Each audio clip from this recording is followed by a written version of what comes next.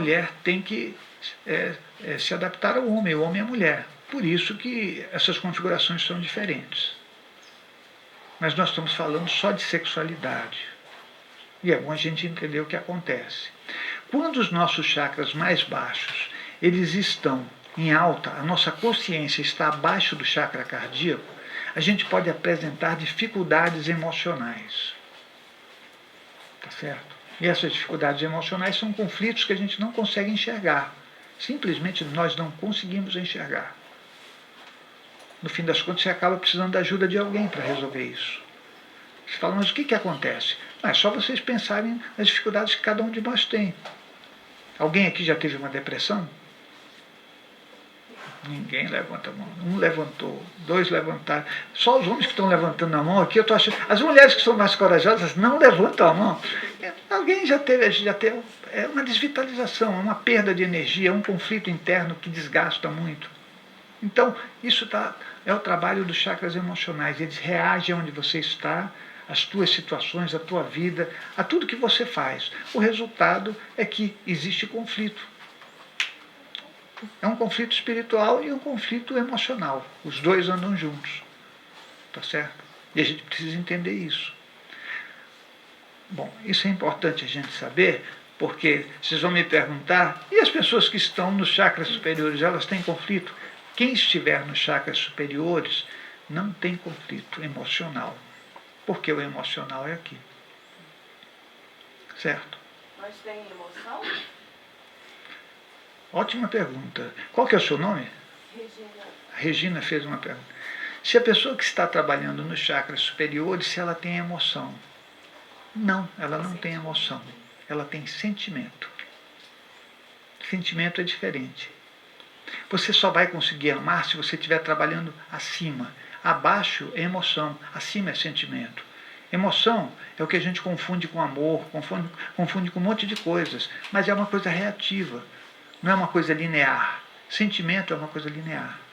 Uma emoção como andar de bicicleta, andar alguma coisa com uma pessoa que gosta, também não transforma isso em sentimento. Uma coisa banal, assim, que geralmente gera emoção. Olha, uma coisa, se você, vamos dar o exemplo que você está falando, se você andar de bicicleta e você se sentir bem fazendo isso, você pode tanto estar trabalhando no emocional como no sentimento. Só que a tua condição interna é diferente. Tá? A condição da parte emocional é de euforia. A gente confunde com felicidade, mas é euforia. A do sentimento é uma percepção totalmente diferente do que você tem à tua volta. Tá? Você consegue continuar. Quando a pulsão é de euforia, você não consegue continuar. Porque continuidade é fundamental. Continuidade é fundamental na nossa vida. Você não consegue fazer as coisas. Aquela pessoa que começa algo e para, ela está trabalhando com chakras mais baixos. E vocês podem fazer um teste com vocês da vida de cada um. Como é que vocês reagem? Eu pedi para o avião não passar aqui agora, ele resolveu passar para atrapalhar um segundo de... Não é um avião, é um helicóptero.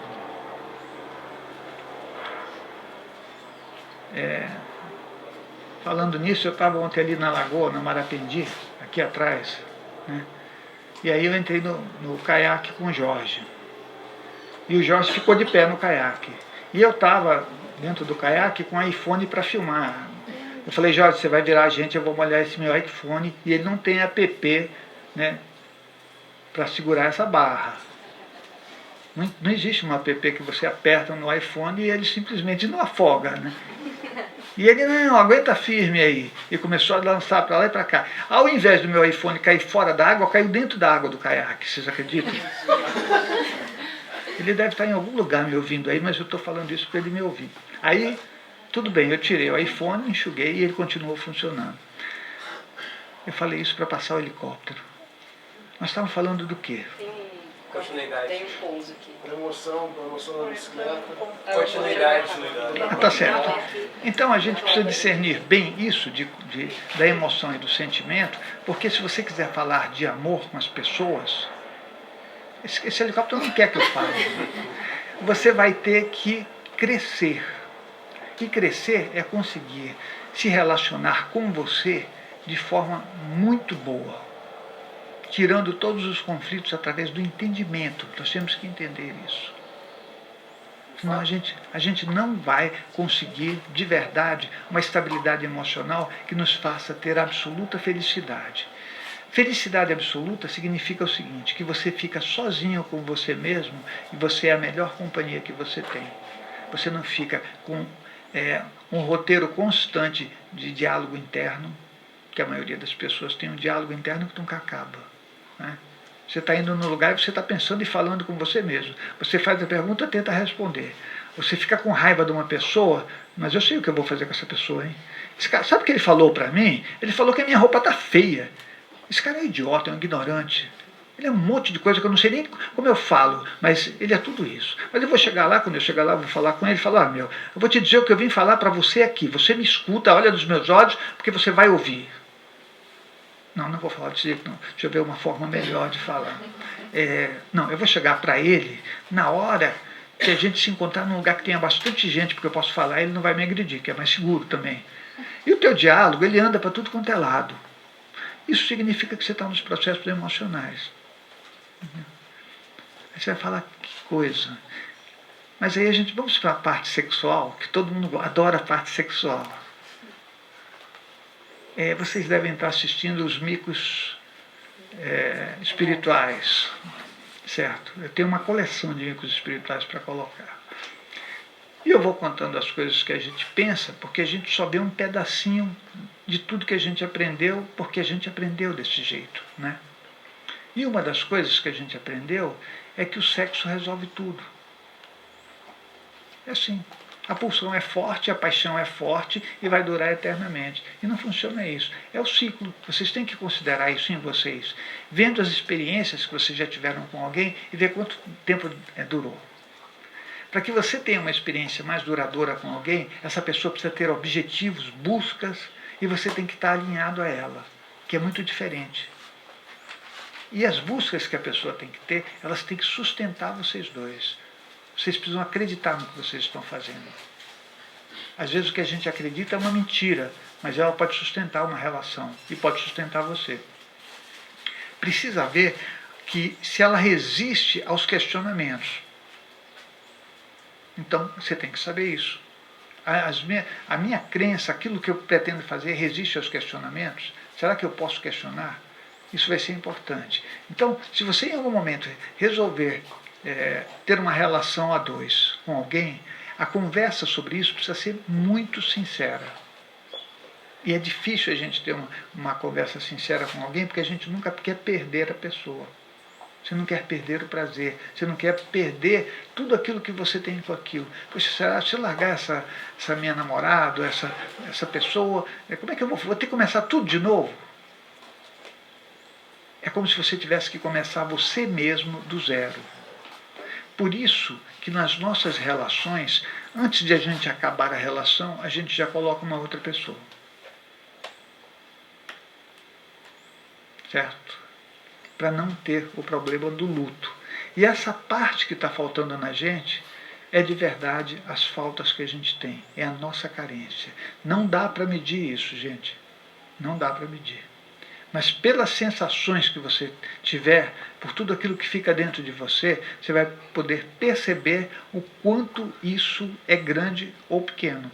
E se você não consegue dar uma nota de 0 a 10, pensa se é uma coisa leve, média ou muito severa para você.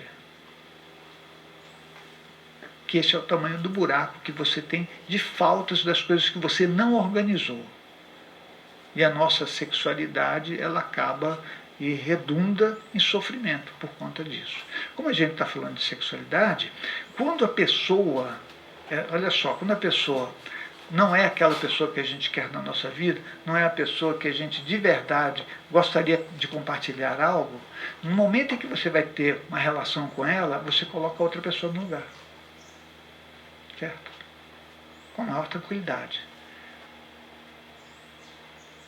Aí o seu marido vira o Brad Pitt, por exemplo, fantástico, né? Estou na cama com o Brad Pitt. E o cara está lá achando que ele é o João, mas não é o João, ele é o Brad Pitt. Ou então a Angelina Jolie ou qualquer outra mulher bonita.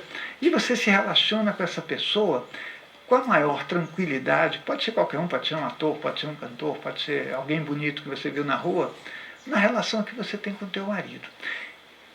Aí, o quanto você está vendo da realidade da vida. Você deve estar vendo, por exemplo, 1 a 2% de tudo que está acontecendo à tua volta. Porque, neste momento, você está trazendo uma quantidade de consciências espirituais do mesmo nível de tudo que você faz que você não vai acreditar. Eu poderia chamar de assédios espirituais, mas podem ter outros nomes, tá? Eles vêm com tudo para cima de você, maravilha. E aí você coloca a figura de uma pessoa. Essa pessoa que você está colocando a figura, você nesse momento está praticando uma coisa que pouca gente sabe, mas que as pessoas do SEC, as pessoas que acompanham o meu trabalho, sabem muito bem. Você está praticando uma evocação da pessoa com uma potência altíssima. Você pode derrubar a pessoa. Você pode, se a pessoa estiver dirigindo um carro, na hora que você tiver o orgasmo, você pode causar um desastre. Então é bom a gente pensar nisso, certo? Porque você está lá e coloca uma pessoa na...